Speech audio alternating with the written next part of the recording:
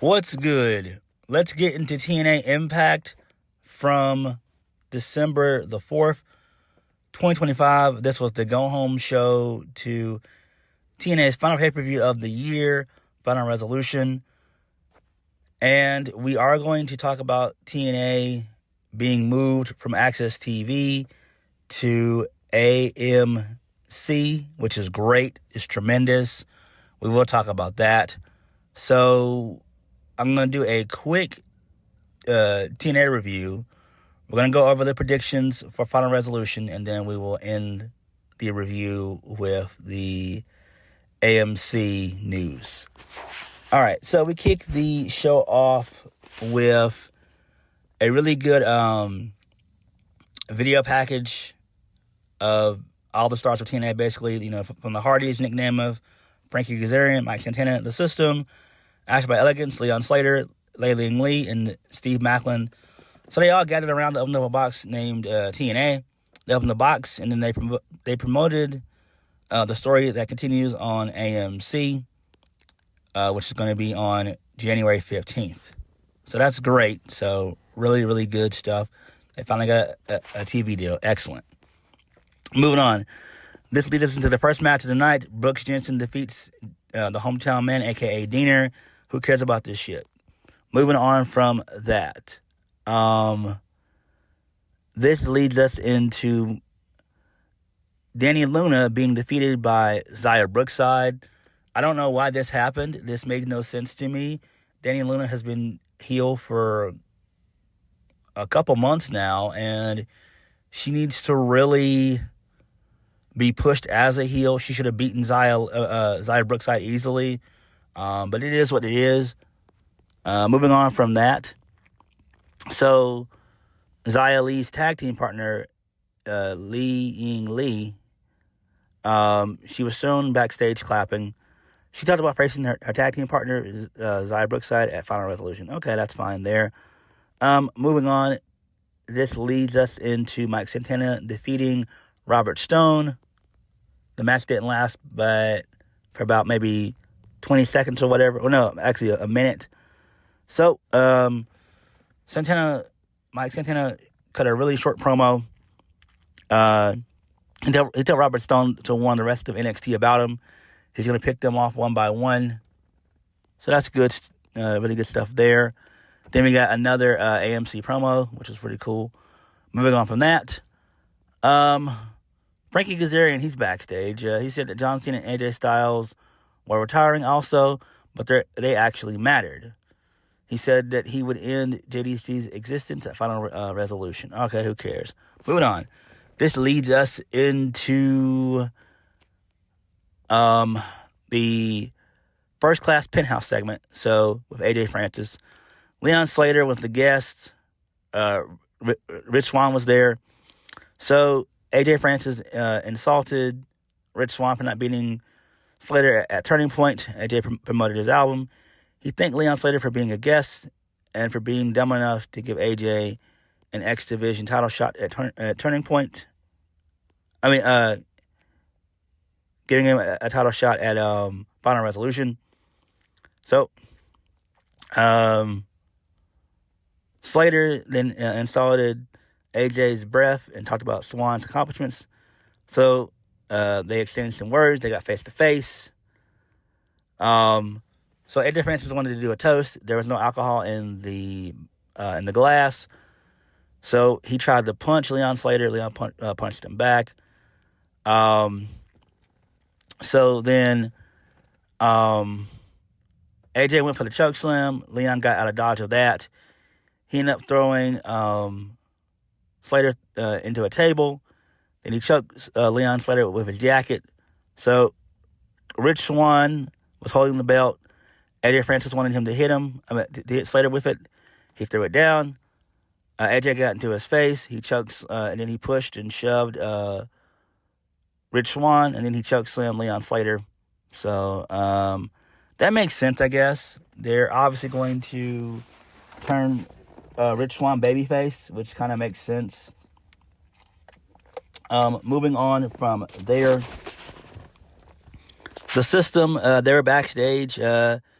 They discussed about who's going to replace JDC.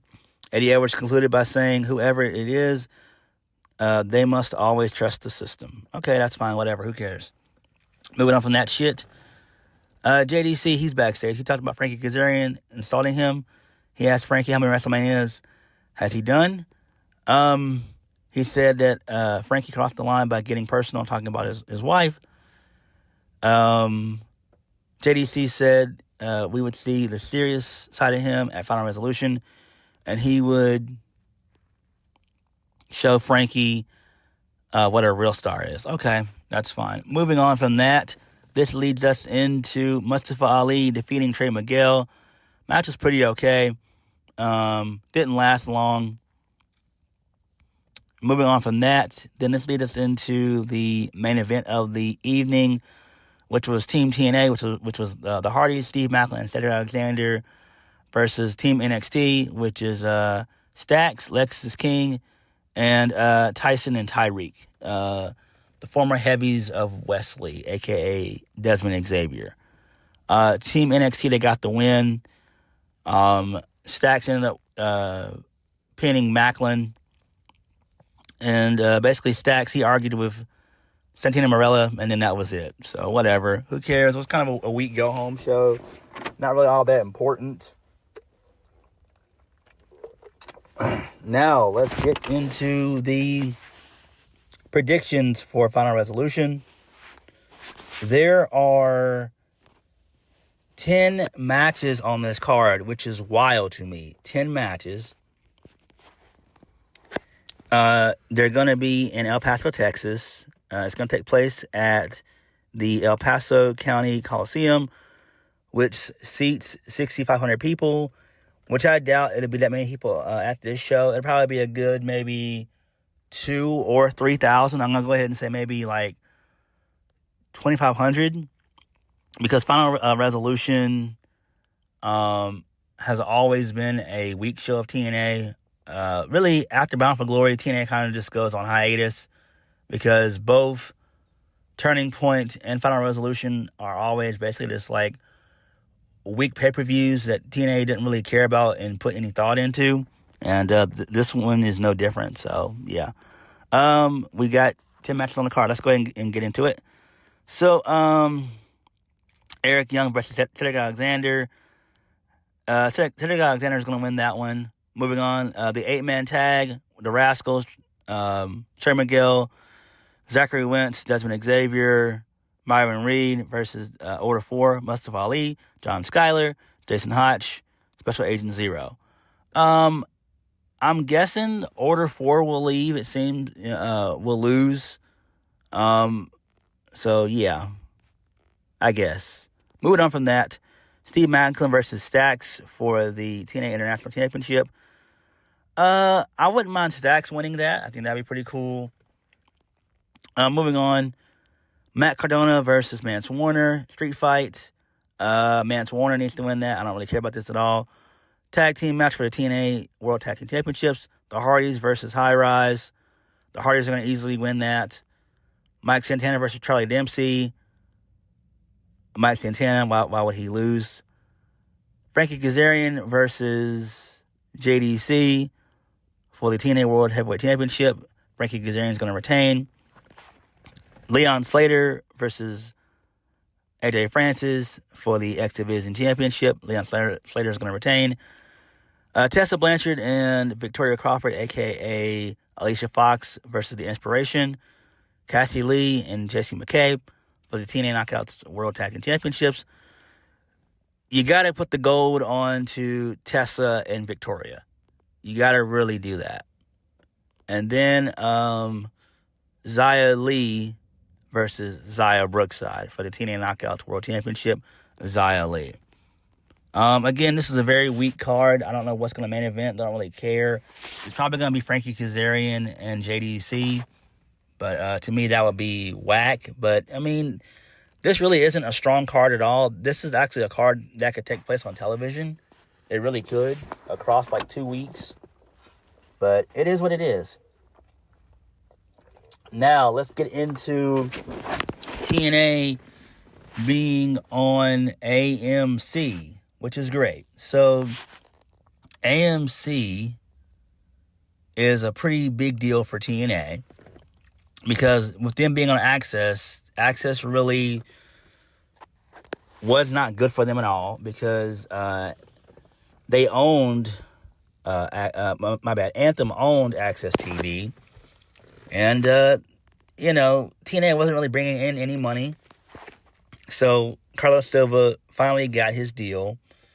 We don't know how much it was. It could be $7 million. It could be 15. We don't know. I haven't really even looked into it, but the news broke on Tuesday, December the 2nd, and they're going to be in a multi-year deal with AMC. So this is great. Their first live show is going to be January 15th. I would imagine that's when they're going to have Mike Santana regain the TNA World Championship from Frankie Kazarian. Okay, cool.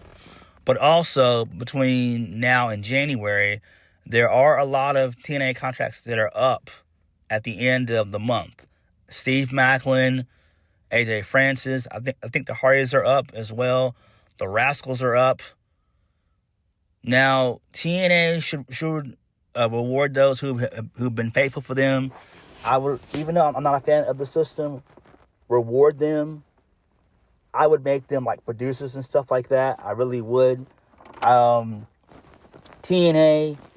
they need a new roster like nobody's business. They need a new roster. You've got to have a new roster. TNA needs to retain the Rascals. They need to retain Steve Macklin. Retain certain guys that you can. Obviously, you can't retain everybody, nor should you. Let a lot of people that you've been pushing in the past, like Frankie Kazarian and all those guys, let those guys be producers. It's time for those guys to move on. TNA needs a fresh roster. They need to go out on the indies and search for guys and girls that they can get. And once they get those guys and girls, lock them into a 3-year deal. Seriously. And you can't rely on the NXT partnership. I would not rely on that as much. That would be something that should be used sparingly, like every blue moon. That's what they should do. TNA is going to have to stand on their own 2 feet. They really, truly are. This is great. I'm ecstatic for them. I'm happy for them. I want TNA to succeed. TNA needs to really have a competitive mindset. They need to really be treating themselves like a third brand. It's time. We need an actual third brand in the wrestling business instead of just having a WWE who's not going anywhere and AEW who's just a second number 2. Now there are rumors that Chris Jericho could basically come on board to TNA. I hope those rumors are not true. TNA needs to kind of not latch on to former WWE or AEW guys. If you want to bring Jericho in, you bring him in. You give him a little run, but then you let him also like produce the show. And speaking of that, I do think it is time for them to get rid of Tommy Dreamer and Delirious. Not being mean, but you've got money now, and I think it's time to move on from those guys. It really, truly is. I know that may seem disrespectful as shit, but it's not. TNA has to move on from these guys. They really do. You need to bring in a whole new writing team, a whole new booker. You really have to take this serious. This really has to go off right.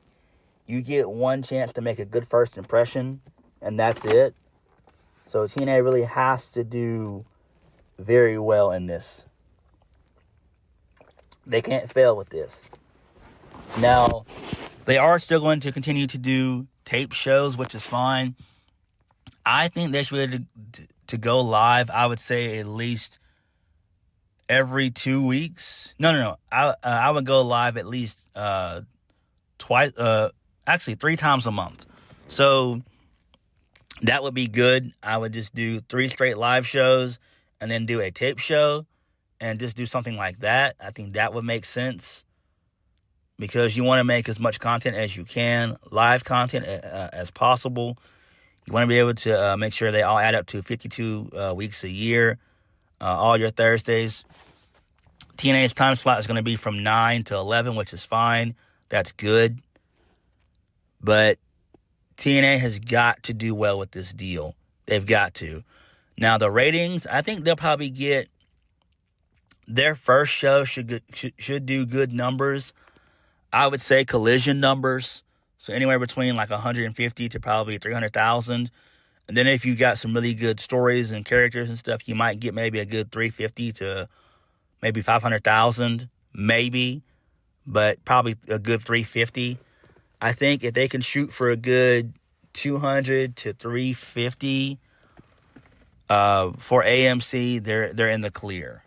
And this is big for TNA. This really is big. I'm over the moon, excited for them. I really, truly am. It's a long time coming. It's great. The NXT partnership proved to work out for them. It was a success. So Trick Williams and JC Jane, they really did what they had to do. And now TNA has to do what they have to do. They have to take this extremely serious. They got to go out and get indie guys and indie girls my bad. They have to go out there and get indie guys and indie girls that they know that they can get. They need to replenish the X division. They need to replenish the tag team division. They need to go out here and get more women. Just do what you can. Get who you can get. Don't try to get every big name. Just do what you can. If you can get 1 or 2 big names, that's fine. If you can't, it is what it is. But you gotta take this serious. You gotta take this shit serious. So this is great. So what did you guys think of TNA? What did you guys think of... what are your predictions for Final Resolution? And what do you guys think of the new TV deal for TNA? What did you guys think? Like, comment, subscribe. Peace.